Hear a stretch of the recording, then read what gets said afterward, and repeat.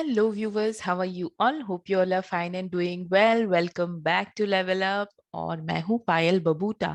और अब हम कर रहे थे क्या, कम्युनिकेशन पे ऑलरेडी 2 से 3 वीडियोस अपलोड हो चुके हैं।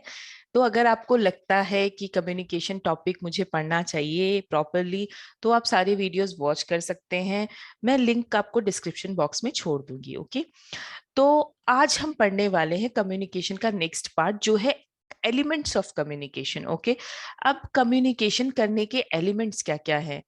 अब एलिमेंट्स क्या है, सबसे पहले तो हम इसे समझे। ओके, सपोज कीजिए आज आपको मन कर रहा है कि मैं केक बनाऊं, एक बढ़िया सा केक बनाऊं। चलो आज केक बनाते हैं। लेकिन केक बनाने के लिए आपको इंग्रेडिएंट्स तो चाहिए, चीजें तो चाहिए। तो आपने लिखना शुरू किया, मुझे ये चाहिए, मुझे वो चाहिए, शुगर चाहिए, मिल्क चाहिए, बटर चाहिए, ओके, वनीला एसेंस चाहिए। सो सारी चीजें आपने लिखना शुरू किया, तो ये क्या हो गया, इंग्रेडिएंट्स हो गए। तो अगर ये इंग्रेडिएंट्स आपके पास नहीं होंगे तो आप कैसे उन चीज उस चीज को प्रिपेयर नहीं कर पाएंगे, वो चीज कंप्लीट नहीं हो पाएगी। ओके, तो इसे हम कहते हैं, एक तरीके से आप एलिमेंट ही समझ लीजिए। ओके, तो कम्युनिकेशन को भी पूरा करने के लिए हमें कुछ एलिमेंट्स की जरूरत पड़ती है। उसमें कुछ चीजें ऐसी हैं जो प्रेजेंट होनी चाहिए, तभी एक कम्युनिकेशन कंप्लीट होगा। ओके, और वो चीजें क्या है आइए देखते हैं। सो सबसे पहले जो चीज होनी चाहिए कम्युनिकेशन के अंदर वो है सेंडर, यानी कि एक पर्सन जो मैसेज को सेंड करेगा। ठीक है, अगर ये सेंडर नहीं होगा तो मैसेज कभी या फिर कम्युनिकेशन कभी स्टार्ट ही नहीं होगा। ओके, तो एक पर्सन पहले, अगर मैंने सोचा कि यार मुझे एक मैसेज करना था, तो मैं एक सेंडर बन जाऊंगी। ओके, तो वहां से कम्युनिकेशन शुरू हो जाएगा। जैसे ही एक सेंडर आता है वैसे ही एक कम्युनिकेशन शुरुआत हो जाती है। ओके, सो सेंडर का अब क्या काम है, सेंडर को ये सोचना है कि मेरा मैसेज क्या है, मैं मैसेज कैसे करूंगा। ओके, अब अब ये जो मैसेज करेगा किस मीडियम के थ्रू करेगा, कैसे पहुंचाएगा सामने वाले को, कोई किस तरीके के वर्ड्स मुझे यूज करने हैं। वर्ड्स, मैसेज आपका क्लियर होना चाहिए, सामने वाले को अच्छे से समझ में आना चाहिए। ये सब चीजों का ध्यान में रखते हुए एक सेंडर जो है एक मैसेज को प्रिपेयर करेगा। तो सेंडर के काम बहुत सारे होते हैं। ओके, सो ये हो गया सेंडर। अब हमें नेक्स्ट एलिमेंट जो चाहिए एक कम्युनिकेशन को करने में वो क्या है देखते हैं। तो नेक्स्ट है मैसेज। अगर इंसान है भेजने वाला, लेकिन हमारे पास कोई मैसेज ही नहीं है भेजने के लिए। मान लीजिए मैं किसी अगर ऑफिस में वर्क कर रही हूँ, मेरा काम है दिन भर मेल्स करना, लेकिन किसी दिन मेरे पास अगर मेल ही नहीं होगी फॉरवर्ड करने के लिए, तो मैं क्या फॉरवर्ड करूंगी। मैं सेंडर हूं लेकिन मेरे पास मेल्स ही नहीं है, तो मैं क्या फॉरवर्ड करूंगी। तो इसी वजह से सेंडर भी हो, साथ में हमारे पास मैसेज भी हो, एक प्रॉपर क्लियर कट मैसेज। ऐसा नहीं कि आप कुछ भी बोलते जा रहे हैं, कोई काम नहीं है, चलो आज ऐसी फोन लगा के बात करने लगे जिसका कोई सेंस नहीं है, जिसका कोई मीनिंग नहीं है। ओके, तो ठीक है, वो इनफॉर्मल कम्युनिकेशन में चलता है, लेकिन हम यहाँ एक प्रॉपर कम्युनिकेशन के बारे में बात कर रहे हैं। ओके, तो आपके पास एक सेंडर होगा और एक प्रॉपर मैसेज होना बहुत जरूरी है। ओके, किस प्रॉपर ऑब्जेक्टिव के साथ मैसेज होना, कि ये मैसेज क्यों सेंड हो रहा है, किस लिए सेंड हो रहा है, कब तक पहुंचना चाहिए। ओके, ये सारी चीजें। अब आ गया एनकोडिंग। अब आपके पास सेंडर हो गया, आपके पास मैसेज भी हो गया, ठीक है ना। आपको समझ में आ गया मुझे ये चीज कम्युनिकेट करना है। तो अब क्या करेंगे ना, अब आप उसको कम्युनिकेट करने के लिए बहुत कुछ सोचेंगे। क्या करें, हम ऑरल करें या लिख के ज्यादा बेटर होगा। बहुत फास्ट अगर करना है तो चलिए हम कॉल कर लेते हैं, फैक्स कर देते हैं, जल्दी पहुंच जाएगा। सो इस तरीके से आपको कौन सा वर्ड्स मैं यूज करूं, ठीक है ना, कौन से, अगर कोई वर्ड्स है इंग्लिश में जो सुनने में एक जैसे लगते हैं, जिसके मीनिंग बहुत सारे होते हैं। ओके, तो हम उन वर्ड्स को लिख के फिर ब्रैकेट में उसे एक्सप्लेन कर दे कि मेरे बोलने का मतलब ये है। ओके, तो या फिर कुछ वर्ड अगर टफ हो तो आप बाद में उसका मीनिंग नीचे लिख सकते हैं कि इन वर्ड्स के मीनिंग ये है। ओके, सो इस तरीके से हम करें। इसी ये सब जो वर्क होता है ना, इसे हम कहते हैं एनकोडिंग। हम कोशिश करेंगे कि हमारा मैसेज क्लियर हो, सामने वाले को अंडरस्टैंडेबल हो। ओके, उसे अच्छे से समझ में आए वो मैसेज।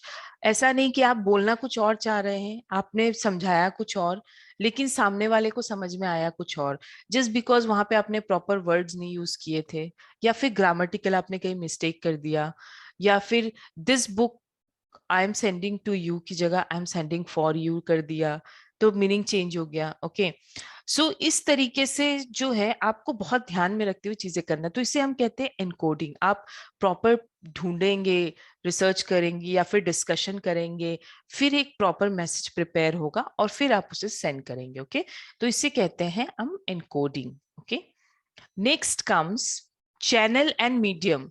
अब चैनल और मीडियम क्या होता है? आपने सोच लिया मुझे ये मैसेज करना है, ओके, या ये मैसेज मुझे सेंड करना है। ओके, अब जब हम उस मैसेज को सेंड करेंगे तो हमारे पास प्रॉपर चैनल होना चाहिए, हमारे पास प्रॉपर मीडियम होना चाहिए। तो बहुत से लोग इन दोनों को सेम यूज कर लेते हैं, यानी कि आपको कहीं कहीं पे सेम मिलेगा। बहुत से लोग लिखते हैं कि चैनल होना चाहिए, बहुत से लोग होते हैं मीडियम लिखना होना चाहिए। लेकिन ये जो मीडियम और चैनल है इसमें हल्का सा डिफरेंस है। ओके, वो डिफरेंस क्या है? अगर आपने ये सोचा कि मैं रिटन फॉर्म में करूंगा तो ये एक तरीके का मीडियम हो गया है ना, मीडियम। रिटन फॉर्म में ये मीडियम हो गया कि मैं लिख के कर रहा हूँ, है ना, रिटन फॉर्म में मीडियम है मेरा। या ऑरल है तो ऑरल मीडियम है मेरा मैसेज करने का। ओके, या फिर आप अगर जेस्चर से समझा रहे हैं या फिर किसी सिंबल से समझा रहे हैं तो वो एक तरीके का मीडियम हो गया सेंड करने का। ठीक है, इंग्लिश लैंग्वेज में लिख रहे हैं, एक मीडियम हो गया। हिंदी लैंग्वेज में आपने पूरा लिखा तो वो एक मीडियम हो गया। मतलब ये रिटन फॉर्म में है, ऑरल फॉर्म में है, किस फॉर्म में है, वो हो गया मीडियम। ओके, अब आपने तैयार तो कर लिया, सपोज रिटन फॉर्म में किया, अब आप इसको कैसे सेंड करेंगे, वो होता है चैनल। ओके, जैसे मान लीजिए आपने सोचा कि हम मेल करेंगे, तो एक जो मेल है वो एक क्या हो गया, चैनल हो गया जिसके थ्रू आप अपना मैसेज सेंड कर रहे हैं। अगर आपने ऑरल किया तो सपोज कीजिए आपने कॉल कर दिया, अगर आपने कॉल कर दिया तो सामने वाले को ऑरल मैसेज मिल गया। ओके, सो जो कॉलिंग किया वो एक टेलीफोन जो हो गया वो एक चैनल हो गया। ओके, सो आपको एक प्रॉपर सिलेक्शन ऑफ चैनल या मीडियम की जरूरत है, डिपेंडिंग कि आपका मैसेज किस टाइप का है। ओके, अब मान लीजिए आपने टाइम टेबल प्रिपेयर किया। ओके, या फिर मान लीजिए आपके स्कूल में आपको कोई नोटिस पहुंचाना है हर जगह पे, तो आप किस किस चैनल को यूज करेंगे? जनरली हम क्या करते हैं, पियोन को बुलाया, बोला ये नोटिस है, सब जगह पे चले जाओ, हर टीचर को दिखा देना, सिग्नेचर ले लेना, यही होता है नॉर्मली। ओके, तो एक पियोन के थ्रू सबको इन्फॉर्मेशन मिल गई, क्योंकि वो बहुत अर्जेंट नोटिस था। हम वेट नहीं कर सकते कि हम एक मीटिंग रखे, सारे स्टाफ आएगा, फिर हम उसको डिस्कस करें। कभी कभी कुछ अर्जेंसी में इंफॉर्मेशन देनी, तो आप क्या करेंगे, आप उसको नोटिस का फॉर्म लगा देंगे, इस नोटिस के फॉर्म में आप उसको सेंड कर देंगे। अगर आप टाइम दे सकते हैं, आपको पता है कि हमें, मान लीजिए साल शुरू हुआ, आपको पूरा प्लान अपने स्टाफ को बताना है, तो ये चीज तो नोटिस में नहीं सेंड हो सकती। तो आप क्या करेंगे, आप सारे स्टाफ को बुलाएंगे, एक मीटिंग रखेंगे। ओके, उसके बाद आप चीजों को डिस्कस करेंगे। तो आपका चैनल और आपका जो मीडियम है वो डिपेंड किया किस पे, मैसेज पे, कितना इंपॉर्टेंट है, कितना जल्दी पहुंचाना है, कितना टाइम है हमारे पास, इन सब चीजों पे डिपेंड किया। अगर मुझे पता है ये बहुत अर्जेंट है, मुझे इमीडिएटली कॉल करना पड़ेगा, तो मैं कॉल करूंगी। तो मेरा मीडियम डिपेंड किया कि मेरे मैसेज को कितनी जरूरत है। ओके, मेरे मैसेज को कितनी जरूरत है और कितना फास्ट उसे पहुंचाना है, मेरे पास समय है। अगर मैं उसे रिटर्न फॉर्म में भेज दूं तो चलेगा कि नहीं चलेगा? कुछ कुछ होता है, जैसे हमने मान लीजिए जॉब लिया, जॉब के लेने के बाद आपसे एग्रीमेंट साइन करवाया जाता है, तो एग्रीमेंट आपको बोलेंगे आप, मैं ऑरली बोल देता हूँ वो ओके कर दीजिए, चलेगा ना? ये नहीं होता है, वो हमेशा रिटर्न फॉर्म में ही मिलेगा आपको, क्योंकि उसका रिकॉर्ड हम रखते हैं। तो डिपेंड किया ना, हम जो भी मैसेज ट्रांसफर कर रहे हैं, सामने वाले को बता रहे हैं या फिर रिटर्न फॉर्म में दे रहे हैं, ये जस्ट बिकॉज क्योंकि इस एग्रीमेंट का प्रॉपर रिकॉर्ड होना बहुत जरूरी है। तो ये डिपेंड किया आपके मैसेज पे। ओके, नेक्स्ट क्या एलिमेंट जो है वो देखते हैं हम क्या है। रिसीवर, मैसेज है हमारे पास, मीडियम है, कोडिंग भी हो गया, सब कुछ हो गया। ओके, अब हम किसको भेज रहे हैं मैसेज, वो पर्सन भी चाहिए हमें। अगर वो पर्सन जो है हमारे पास है ही नहीं तो हम मैसेज किसको सेंड कर रहे हैं? ओके, हमारे कम्युनिकेशन खत्म ही नहीं हुआ अगर हमने मैसेज सेंड कर दिया। कहाँ सेंड करना है? अगर ईमेल भी सेंड करोगे तो सामने वाले का ईमेल आईडी वो आपसे पहले मांगेगा, है ना? तो आपको ये पता होना चाहिए कि मेरा रिसीवर कौन है, मुझे किसके पास मैसेज पहुंचाना है। ओके, और जो रिसीवर है उसे मैसेज रिसीव हो जाएगा, उसके बाद भी एक दो स्टेप्स आते हैं। ओके, तो एक कम्युनिकेशन को पूरा करने के लिए दो लोगों की बहुत जरूरत होती है, एक होता है सेंडर और दूसरा होता है रिसीवर। रिसीवर वो इंसान है जो मैसेज को रिसीव करता है। ओके, अब नेक्स्ट एलिमेंट वो क्या है? डिकोडिंग। दिमाग की बत्ती जलाएगा। जो भी है वो इंसान जो रिसीवर है, वो जो भी मैसेज आया है उसे अच्छी तरीके से पढ़ेगा।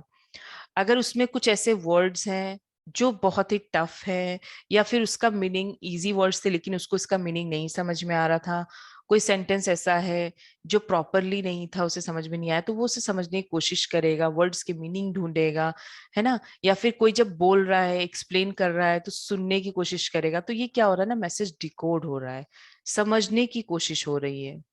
ओके, सो मैसेज को वो समझने की, प्रॉपर वर्ड्स को, हर एक चीजों का मीनिंग समझने की कोशिश करेगा। इसे हम कहते हैं डिकोडिंग। अगर इसमें उसे कुछ प्रॉब्लम आएगी तो डेफिनेटली वो सामने वाले को पूछ सकता है। अगर उसे कोई कंफ्यूजन है तो क्वेश्चन भी कर सकता है। ओके, सो ये है डिकोडिंग। अब नेक्स्ट स्टेप क्या है? फीडबैक। हम अपने कम्युनिकेशन को तब तक कंप्लीट नहीं समझते जब तक हमको फीडबैक नहीं मिला। ओके, जैसे मैंने आज वीडियो डाला, किसी ने कुछ लिखा नहीं, तो मुझे लगेगा यार मेरा वीडियो कैसा था, मुझे तो पता ही नहीं चला। सामने वाले ने सुन लिया, समझ भी लिया, लेकिन मेरा वीडियो कैसा था, कोई फीडबैक। हाँ, लेकिन कई बच्चे आके लिख दे अगर कि मैडम वीडियो बहुत अच्छा था लेकिन उसमें ये चीज मिसिंग थी, वो चीज मिसिंग थी, या फिर इन चीजों पे हमको समझ में नहीं आया, तो मुझे क्या होगा ना, एक फीडबैक मिलेगा। इससे क्या होता है, फीडबैक बहुत इंपॉर्टेंट होता है। फीडबैक से हमें एक तो ये पता चलता है कि जो रिसीवर है उसे कितने हद तक मैसेज समझ में आया, और क्या समझ में आया, मैं जो समझाना चाह रहा हूँ वही समझ में आया, ये कुछ और समझ लिया वो। ठीक है ना। अगर मैं किसी पर्सन को पूछा, गुस्से में पूछ रही हूँ कैसे हैं आप, ओके, तो क्या होगा, मैं बोल पूछ रही हूँ एक नॉर्मल सी चीज, आप कैसे हैं, है ना। I am giving a respect, यहाँ पे मैं एक रिस्पेक्ट दे रही हूँ और उसे पूछ रही हूँ कि आप कैसे हैं। लेकिन अगर मैंने उससे अपना एक्सप्रेशन गुस्सा ऐड कर दिया, तो सामने वाले का जो सेंस है, समझना है, वो कुछ और हो जाएगा। उससे लगेगा कि अगर मूड ऑफ है या मुझ पे गुस्सा हो, तो लेकिन हो सकता है मैं किसी और बात पे भी गुस्सा हूँ। ओके, तो यहाँ पे मिसकम्युनिकेशन होने के बहुत चांसेस होते हैं। तो अगर आप मैसेज को सेंड कर रहे हैं, आपको लग रहा है मैंने बेस्ट टू बेस्ट तरीके से बोला, बेस्ट टू बेस्ट तरीके से लेटर भी लिखा, अच्छे से अच्छे वर्ड यूज किए, लेकिन फिर भी कभी कभी ऐसा होता है कि सामने वाले ने थोड़ा सा कुछ और समझ लिया, जो आप लिखना चाह रहे थे, जिस सेंस में लिखना चाह रहे थे, वो उसने नहीं समझा, वो कुछ और समझ लिया।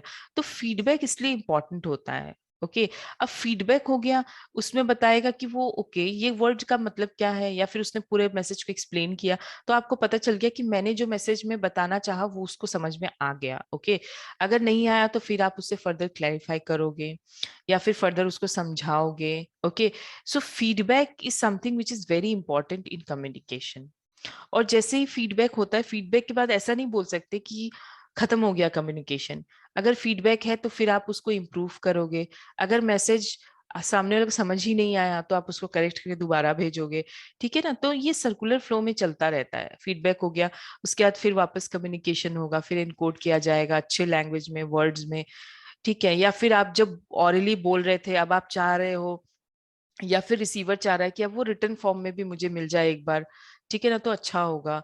तो मान लीजिए कंपनी की पॉलिसी आपने ऑलरेडी बहुत अच्छे समझा दी, रूल्स समझा दिए, लेकिन सामने वाला चाह रहा है मुझे सब कुछ तो याद नहीं रहेगा, एक पेपर में मुझे मिल जाए लिखा हुआ। तो फिर आप, ये सारी चीजें क्या होती है, फीडबैक होती हैं। ओके, सो इससे क्या होता है, हमारा कम्युनिकेशन कंप्लीट होता है और हमें पता चलता है कि हमारा कम्युनिकेशन कितना अच्छा है, प्लस फ्यूचर में हमें कितना इंप्रूवमेंट और करना है। तो ये थे कुछ एलिमेंट्स ऑफ कम्युनिकेशन। होप करते हैं आपको समझ में आया होगा। वीडियो अच्छी लगी है तो लाइक कर दीजिएगा, चैनल को सब्सक्राइब कर दीजिएगा, and don't forget to check out my rest of the videos. मेरे और भी वीडियोज है चैनल पे, आप चेकआउट जरूर कीजिए। और कोई टॉपिक ऐसा है जो आप चाह रहे हैं तो डेफिनेटली मुझे बताइएगा। Thank you and have a great day.